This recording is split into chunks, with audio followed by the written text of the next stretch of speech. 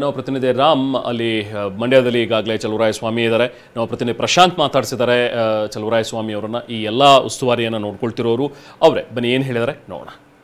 ಹೇಗೆಲ್ಲ ತಯಾರಿಗಳು ನಡೆದಿದ್ದಾವೆ ಸರ್?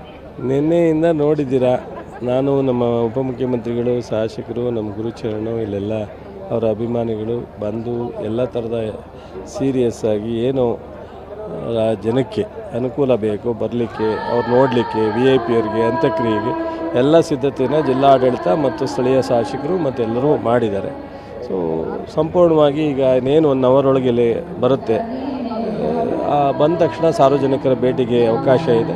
2 ಗಂಟೆ 2:30 ಆದಮೇಲೆ ಮುಂದಿನ ಅಂತ್ಯಕ್ರಿಯೆ ಮಾಡ್ತಾರೆ. ಅಂತಿಮ ದರ್ಶನ ಮತ್ತು ಅಂತ್ಯಕ್ರಿಯೆಯಲ್ಲಿ ಸರ್ ಯಾರೆಲ್ಲ ನಾಯಕರುಗಳು ಪಾಲ್ಗೊಳ್ತಿದ್ದಾರೆ? ತಮ್ಮ ಪಕ್ಷದ ನಾಯಕರು ಯಾರೆಲ್ಲ ಪಾಲ್ಗೊಳ್ತಿದ್ದಾರೆ ಸರ್? ಮೊನ್ನೆ ಮುಖ್ಯಮಂತ್ರಿಗಳು, ಉಪಮುಖ್ಯಮಂತ್ರಿಗಳು ಇದ್ದೇ ಇರ್ತಾರೆ. ಉಳಿದಂಥ ಎಲ್ಲ ಮಂತ್ರಿಗಳು ಬರ್ತಾರೆ, ಶಾಸಕರು ಬರ್ತಾರೆ.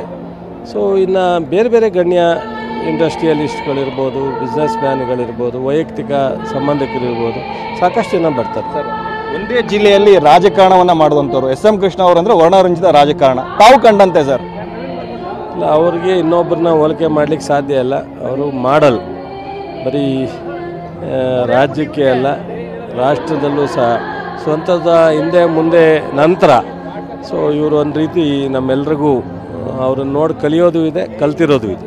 ಸೊ ಅವ್ರು ಬಿಟ್ಟರೆ ಬಹುಶಃ ನಾವು ಮಿತಭಾಷೆಯಲ್ಲಿ ಯಾವುದನ್ನು ಅನಾವಶ್ಯಕವಾಗಿ ಟೀಕೆ ಮಾಡ್ದಲೇ ಎರಡೂ ಸದನದಲ್ಲಿ, ಪಾರ್ಲಿಮೆಂಟಲ್ಲಿ, ರಾಜ್ಯಸಭೆಯಲ್ಲಿ, ವಿಧಾನ ಪರಿಷತ್, ವಿಧಾನಸಭೆಯಲ್ಲಿ ಉಪಮುಖ್ಯಮಂತ್ರಿಗಳು, ಗವರ್ನರು, ಕೇಂದ್ರ ಮಂತ್ರಿ ಎಲ್ಲ ಥರದ ಮಾಡಿ ಅನೇಕ ತೀರ್ಮಾನ, ವಿಕಾಸಸೌಧ ಇರ್ಬೋದು, ಸ್ವಸಹಾಯ ಸಂಘಗಳು ಇರ್ಬೋದು, ಮತ್ತು ಅನೇಕ ಬಿಸಿ ಊಟದ ಕಾರ್ಯಕ್ರಮ ಇರ್ಬೋದು, ಉದ್ಯೋಗ ಸೌಧ ಇರ್ಬೋದು, ಕಾವೇರಿ ನಿಗಮ ಇರ್ಬೋದು, ಚೆಸ್ಕಾಮ್ ಇರ್ಬೋದು, ಇದನ್ನೆಲ್ಲ ಮಾಡಿದಂಥ ಕೀರ್ತಿ ಅವ್ರಿಗೆ ಸೇರಿದ್ದು.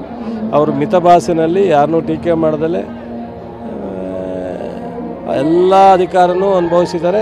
ಒಳ್ಳೆ ಉತ್ತಮವಾದಂಥ ಕೆಲಸ ಮಾಡಿದ್ದಾರೆ.